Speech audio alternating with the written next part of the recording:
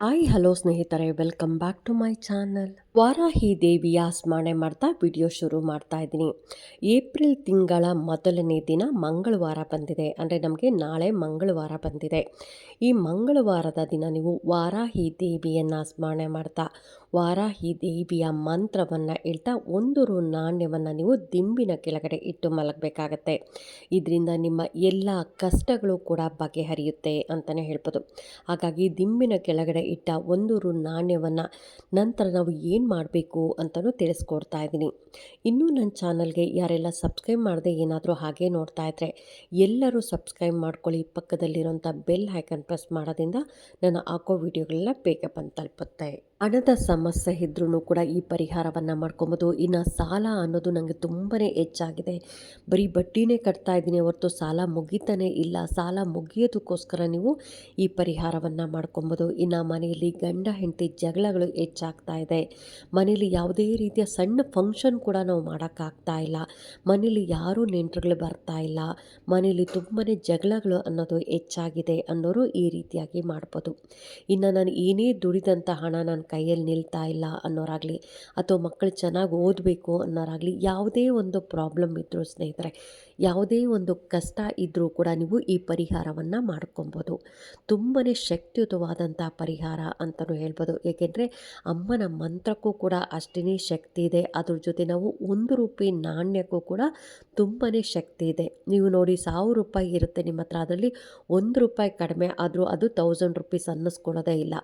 ಇನ್ನು ನಾವು ಯಾವುದೇ ಒಂದು ದೇವರಿಗೆ ಕಾಣಿಕೆಯನ್ನು ಕಟ್ಟಬೇಕಂದ್ರೆ, ಅಂದರೆ ಮುಡುಪನ್ನು ಕಟ್ತಾ ಇರ್ತೀರಿ ನೋಡಿ, ಮುಡುಪನ್ನು ಕಟ್ಟೋ ಸಮಯದಲ್ಲೂ ಕೂಡ ನಾವು ಯಾವುದೇ ದೇವರಿಗೆ ನಾವು ಮುಡುಪು ಕಟ್ಟಬೇಕಂದ್ರೂ ನಾವು 11 ರೂಪಾಯಿಯನ್ನು ಮುಡುಪು ಕಟ್ತೀರಿ. ಹಾಗೆಯೇ 21 ರೂಪಾಯಿ ಆಗಲಿ ಅಥವಾ 101 ರೂಪಾಯಿ, ಈ ರೀತಿಯಾಗಿ ನಾವು ದೇವರಿಗೂ ಕೂಡ ಮುಡುಪನ್ನು ಕಟ್ತಾ ಇರ್ತೀರಿ. ಅಂದರೆ 1 ರೂಪಾಯಿ ಇಟ್ಟೇ ನಾವು ಮುಡುಪನ್ನು ಕಟ್ತೀರಿ. ಇನ್ನು ನೀವು ಯಾವುದೇ ಒಂದು ಫಂಕ್ಷನ್ಗೆ ಹೋಗಿ ಮುಯಿ ಮಾಡ್ತೀರಿ ಅಂದ್ರೂ ನೋಡಿ, ಈಗ 101 ರೂಪಾಯಿ, 201 ಅಥವಾ 501 ಅಥವಾ 1001, ಈ ರೀತಿಯಾಗಿ ಕೂಡ ನಾವು ಮುಯ್ಯನ್ನು ಮಾಡ್ತಾ ಇರ್ತೀರಿ. ಅದಕ್ಕೋಸ್ಕರ 1 ರೂಪಾಯಿಗೆ ಅಷ್ಟು ಶಕ್ತಿ ಇದೆ ಸ್ನೇಹಿತರೆ.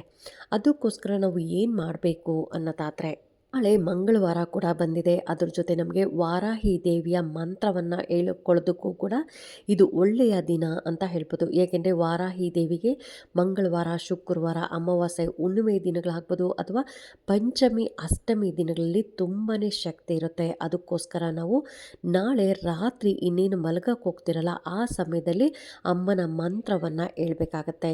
ಎಷ್ಟು ಸಾರಿ ಹೇಳ್ಬೇಕು ಅನ್ನೋದಾದರೆ, ಒಂದು 5 ನಿಮಿಷಗಳ ಕಾಲ ಅಥವಾ ಒಂದು 10 ನಿಮಿಷಗಳ ಕಾಲ ನೀವು ಶ್ರದ್ಧಾ ಭಕ್ತಿಯಿಂದ ಅಮ್ಮನ ಮಂತ್ರವನ್ನು ಹೇಳಿದ್ರೆ ಸಾಕು, ನಿಮ್ಮ ಕಷ್ಟಗಳೆಲ್ಲ ಪರಿಹಾರ ಆಗುತ್ತೆ ಅಂತಲೇ ಹೇಳ್ಬೋದು.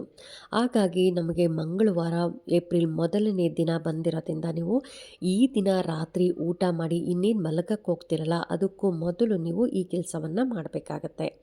ಅಂದರೆ ಊಟ ಆದ ನಂತರ ಅಡುಗೆ ಮನೆಯೆಲ್ಲ ಪೂರ್ತಿಯಾಗಿ ಕ್ಲೀನ್ ಮಾಡಿಕೊಂಡು, ಅಂದರೆ ಸ್ಟವ್ ಕ್ಲೀನ್ ಮಾಡ್ಕೊಳ್ಳೋದು, ಹಾಗೆಯೇ ಶಿಂಕಲ್ಲಿರುವಂಥ ನಾವು ಊಟ ಮಾಡಿರುವಂಥ ತಟ್ಟೆಗಳಾಗ್ಬೋದು, ಪಾತ್ರೆಗಳಾಗ್ಬೋದು, ಎಲ್ಲವನ್ನು ನೀವು ಕ್ಲೀನ್ ಮಾಡ್ಕೊಬೇಕಾಗತ್ತೆ. ನಂತರ 1 ರೂಪಾಯಿ ನಾಣ್ಯವನ್ನು ತಗೊಳ್ಳಿ.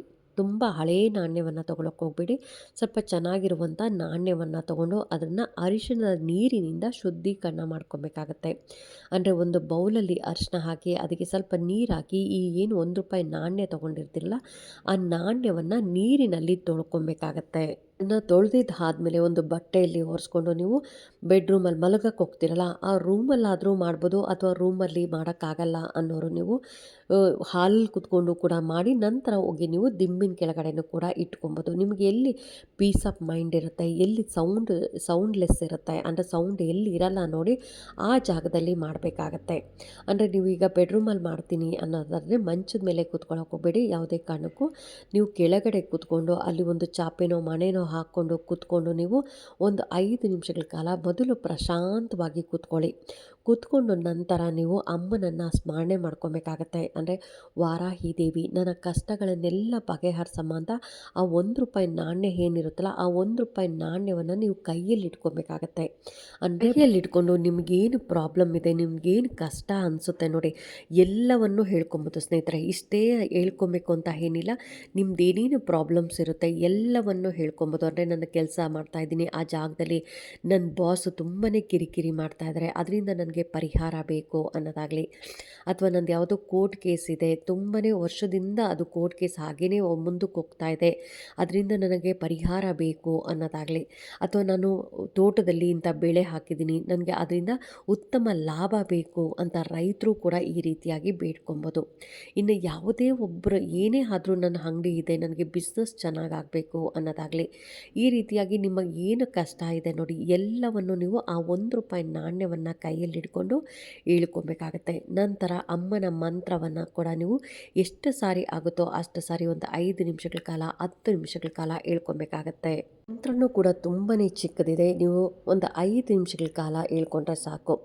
ಅಭಯ ಕಾರುಣ್ಯನೇ ನಮೋ ನಮಃ, ಅಭಯ ಕಾರುಣ್ಯನೇ ನಮೋ ನಮಃ, ಅಭಯ ಕಾರುಣ್ಯನೇ ನಮೋ ನಮಃ. ಈ ಮಂತ್ರವನ್ನು ನೀವು ಎಷ್ಟು ಸಾರಿ ಆಗುತ್ತೋ ಅಷ್ಟು ಸಾರಿ ನೀವು ಆ ₹1 ನಾಣ್ಯವನ್ನು ಕೈಯಲ್ಲಿಟ್ಕೊಂಡು ನೀವು ನಿಮ್ಮ ಏನು ಪ್ರಾಬ್ಲಮ್ಸ್ ಇರುತ್ತೆ, ಏನು ಕಷ್ಟಗಳಿರುತ್ತೆ ಎಲ್ಲವನ್ನು ಹೇಳಿದ ನಂತರ ನೀವು ಅಮ್ಮನ ಮಂತ್ರವನ್ನು ಹೇಳಬೇಕಾಗತ್ತೆ. ಅಮ್ಮನನ್ನು ಸ್ಮರಣೆ ಮಾಡ್ತಾ, ಅಮ್ಮ ನನ್ನ ಕಷ್ಟಗಳನ್ನೆಲ್ಲ ಬಗೆಹರಿಸಮ್ಮ ಅಂತ ಅಮ್ಮನ ಹತ್ರ ಹೇಳ್ಕೊತ ಆ ₹1 ನಾಣ್ಯ ಏನಿರುತ್ತಲ್ಲ ಆ ನಾಣ್ಯವನ್ನು ನೀವು ತಲೆದಿಂಬಿನ ಕೆಳಗಡೆ ಇಟ್ಕೊಂಡು ಮಲಗಬೇಕಾಗತ್ತೆ.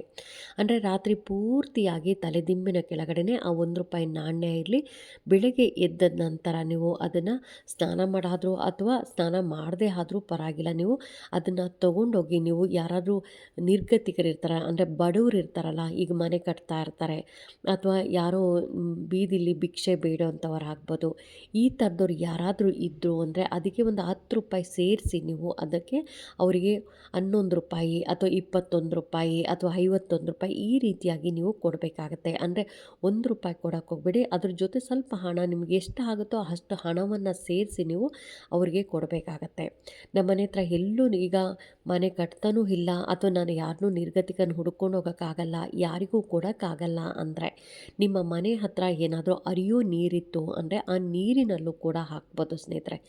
ಈ ರೀತಿಯಾಗಿ 2 ಆಪ್ಷನ್ ಇದೆ, 2 ಆಪ್ಷನಲ್ಲಿ ನಿಮ್ಗೆ ಯಾವುದಾಗುತ್ತೋ ಅದನ್ನು ಮಾಡ್ಬೋದು. ಈ ರೀತಿಯಾಗಿ ಮಾಡೋದ್ರಿಂದ ನಿಮ್ಮ ಕಷ್ಟಗಳು ಏನು ಹೇಳ್ಕೊಂಡಿರ್ತೀರಲ್ಲ ₹1 ನಾಣ್ಯ ಹಿಡ್ಕೊಂಡು ಎಲ್ಲ ಕಷ್ಟಗಳು ಕೂಡ ಪರಿಹಾರ ಆಗುತ್ತೆ ಅಂತಲೇ ಹೇಳ್ಬೋದು. ಮತ್ತು ದೊಡ್ಡ ಸಮಸ್ಯೆ ಇದ್ದರೂ ಕೂಡ ಇದು ಪರಿಹಾರ ಆಗುತ್ತೆ ಅಂತಲೇ ಹೇಳ್ಬೋದು. ಏಕೆಂದರೆ ಅಮ್ಮನ ಮಂತ್ರಕ್ಕೂ ಕೂಡ ಅಷ್ಟೇ ಶಕ್ತಿ ಇದೆ ಸ್ನೇಹಿತರೆ, ಅದರಲ್ಲೂ ನಮಗೆ ₹1 ನಾಣ್ಯಕ್ಕೂ ಕೂಡ ಅಷ್ಟೇ ಶಕ್ತಿ ಇದೆ. ಅದಕ್ಕೋಸ್ಕರ ಈಗ ₹1 ನಾಣ್ಯ ಮತ್ತು ಈ ಮಂತ್ರವನ್ನು ಸೇರಿಸಿ ನಾವು ಈ ರೀತಿಯಾಗಿ ನಮ್ಮ ಏನು ಪ್ರಾಬ್ಲಮ್ಸ್ ಇದೆ, ಏನು ಕಷ್ಟಗಳಿದೆ ಎಲ್ಲವನ್ನು ಹೇಳ್ಕೊಳ್ಳೋದ್ರಿಂದ ನಿಮಗೆ ಎಲ್ಲವೂ ನಿಮಗೆ ಪರಿಹಾರ ಅನ್ನೋದು ಸಿಗ್ತಾ ಹೋಗುತ್ತೆ. ಕೆಲವ್ರಿಗೆ ಬೇಗ ಪರಿಹಾರ ಸಿಗುತ್ತೆ, ಇನ್ನು ಕೆಲವ್ರಿಗೆ ಸ್ವಲ್ಪ ಲೇಟಾಗಿ ಸಿಗುತ್ತೆ. ನೀವು ಮೊದಲೇ ದೊಡ್ಡ ಕಷ್ಟಗಳನ್ನು ಹೇಳ್ಕೊಬಾರ್ದು, ಸ್ವಲ್ಪ ಚಿಕ್ಕ ಚಿಕ್ಕ ಕಷ್ಟಗಳನ್ನು ಹೇಳ್ಕೊಂಡು ಪರಿಹಾರ ಮಾಡ್ಕೊತಾ ಇದ್ದರೆ ತುಂಬಾ ಕಾನ್ಫಿಡೆಂಟ್ ಬರುತ್ತೆ. ಹೌದು, ಅಮ್ಮನ ಮಂತ್ರದಿಂದ ನನ್ನ ಕಷ್ಟಗಳ ಪರಿಹಾರ ಆಗುತ್ತೆ, ₹1 ನಾಣ್ಯದಿಂದ ನನ್ನ ಕಷ್ಟ ಪರಿಹಾರ ಆಗುತ್ತೆ ಅಂತ ನಿಮಗೆ ಗೊತ್ತಾಯಿತು ಅಂದರೆ ನೆಕ್ಸ್ಟು ನೀವು ಇದೇ ರೀತಿಯಾಗಿ ಮಾಡ್ಕೊತಾ ಬರ್ಬೋದು. ನೀವು ಮೊದಲೇ ದೊಡ್ಡ ಕಷ್ಟವನ್ನು ಹೇಳ್ಕೊಂಡು ನನಗೊಂದು ಕೋಟಿ ಸಾಲ ತೀರಲಿ ಅನ್ನೋದಾಗಲಿ, ಈ ರೀತಿಯಾಗಿ ಮಾಡಿಕೊಂಡ್ರೆ ಅದು ಸ್ವಲ್ಪ ಲೇಟು ಆಗುತ್ತೆ. ಹಾಗೆಯೇ 1 ಕೋಟಿ ಸಾಲ ತೀರೋದು ಅಷ್ಟು ಈಸಿ ಅಲ್ಲ ಸ್ನೇಹಿತರೆ. ಅದಕ್ಕೋಸ್ಕರ ನಮಗೆ ಕೆಲವು ಅವಕಾಶಗಳನ್ನೋದು ಕೂಡಿ ಬರುತ್ತೆ. ಈಗ ನೀವು ಯಾವುದೋ ಒಂದು 1,00,000 ಸಾಲ ಇತ್ತು ಅಥವಾ 50,000 ಸಾಲ ಇತ್ತು, ಅದನ್ನು ಮೊದಲು ಕೇಳ್ಕೊಳ್ಳಿ. ಆ ಸಾಲ ಬಗೆಹರಿಯಿತು ಅನ್ನೋದಾದರೆ ನೀವು ನೆಕ್ಸ್ಟು ಇದೇ ರೀತಿಯಾಗಿ ದೊಡ್ಡ ಕಷ್ಟವನ್ನು, ಈಗ 1 ಕೋಟಿ ಸಾಲ ಇದೆ ಅಂತ ಆಗ ಕೇಳ್ಕೊಬೋದು. ಮೊದಲೇ ನೀವು 1 ಕೋಟಿ ಸಾಲ ಇದೆ ಅಂತ ಅಂದರೆ ನಿಮ್ಮ ಪರಿಹಾರ ಆಗಲಿಲ್ಲ ಅಂದರೆ ನಿಮಗೆ ಕಾನ್ಫಿಡೆಂಟೇ ಇರಲ್ಲ. ಅದಕ್ಕೋಸ್ಕರ ಮೊದಲು ನಾವು ಯಾವಾಗಲೂ ಯಾವುದೇ ಒಂದು ಪರಿಹಾರ ಹೇಳ್ಕೊಡ್ತೀರಿ ಅಂದರೂ ನೀವು ಮೊದಲು ಚಿಕ್ಕ ಚಿಕ್ಕ ಪರಿಹಾರಗಳನ್ನು ಮಾಡ್ಕೊತಾ ಬನ್ನಿ. ನಿಮಗೆ ಕಾನ್ಫಿಡೆಂಟ್ ಬಂದ ಮೇಲೆ ನೀವು ದೊಡ್ಡ ಪರಿಹಾರವನ್ನು ಮಾಡ್ಕೊಬೋದು. ಆದರೆ ವಾರಾಹಿ ದೇವಿ ಎಲ್ಲರ ಕಷ್ಟಗಳನ್ನು ಕೂಡ ಬಗೆಹರಿಸ್ತಾಳೆ. ಆದರೆ ಮೊದಲು ನಾವು ನಂಬಬೇಕು, ಅಮ್ಮನನ್ನು ನಂಬಿ ಅಮ್ಮ ನನ್ನ ಕಷ್ಟಗಳನ್ನೆಲ್ಲ ಬಗೆಹರಿಸಮ್ಮ ಅಂತ ಅಮ್ಮನಿಗೆ ಶರಣಾಗತಿ ಆದರೆ ಖಂಡಿತ ಅಮ್ಮ ನಿಮ್ಮ ಕಷ್ಟಗಳನ್ನೆಲ್ಲ ಬಗೆಹರಿಸ್ತಾಳೆ ಅಂತಲೇ ಹೇಳ್ಬೋದು. ಆದರೆ ನಾನು ಹೇಳುವಂಥ ಈ ಪರಿಹಾರ ಒಂದೇ ಸರಿ ನಿಮಗೆ 1 ಕೋಟಿ ಸಾಲ ತೀರುತ್ತೆ ಅಥವಾ 1 ಕೋಟಿ ನೀವು ಯಾರಿಗೋ ಸಾಲ ಕೊಟ್ಟಿದ್ದೀರಾ ತಕ್ಷಣ ಬರುತ್ತೆ ಅಂತ ಯಾವುದೇ ಕಾರಣಕ್ಕೂ ಹೇಳಲ್ಲ ಸ್ನೇಹಿತರೆ. ಅದು ಅವಕಾಶಗಳು ಅನ್ನೋದು ಕೂಡಿ ಬರುತ್ತೆ. ಈಗ ನೀವು ಸಾಲ ತೀರಿಸಬೇಕು ಅಂದರೆ ಯಾವುದೋ ಕಡೆಯಿಂದ ನಿಮಗೆ ಇದ್ದಕ್ಕಿದ್ದಂಗೆ ದುಡ್ಡು ಬರೋದಾಗಲಿ ಬರೋದಾಗಲಿ ಅಥವಾ ನಿಮ್ಗೆ ಯಾರೋ ಕೊಡಬೇಕಾಗಿರುತ್ತೆ ನೀವೇ ಮರ್ತೋಗಿರ್ತೀರ ಅಂತಹ ದುಡ್ಡು ಬರೋದಾಗಲಿ ಈ ರೀತಿ ಕೂಡ ಆಗುತ್ತೆ. ದುಡ್ಡಿನ ಪರಿಹಾರ ಒಂದಕ್ಕೆ ಈ ರೆಮಿಡಿ ಅಲ್ಲ. ನಿಮಗೆ ಸಂತಾನ ಭಾಗ್ಯ ಬೇಕು ಅಂದ್ರೂ ಈ ಮಂತ್ರವನ್ನು ಹೇಳ್ಕೊಬೋದು. ಮಕ್ಕಳ ಮದುವೆ ಆಗ್ತಾ ಇಲ್ಲ ಅಂದರೂ ಕೂಡ ನೀವು ₹1 ನಾಣ್ಯದ ಈ ಪರಿಹಾರವನ್ನು ಮಾಡ್ಕೊಬೋದು. ಅಥವಾ ವಿದೇಶಕ್ಕೆ ಹೋಗಬೇಕು ಓದೋದಕ್ಕೆ ಅನ್ನೋರು ಕೂಡ ಈ ಪರಿಹಾರವನ್ನು ಮಾಡ್ಕೊಬೋದು. ಯಾವುದೇ ಕಷ್ಟ ಇದ್ರೂ ನನ್ನ ಆರೋಗ್ಯ ಚೆನ್ನಾಗಾಗಬೇಕು ಅನ್ನೋರು ಕೂಡ ಈ ಪರಿಹಾರವನ್ನು ಮಾಡ್ಕೊಬೋದು.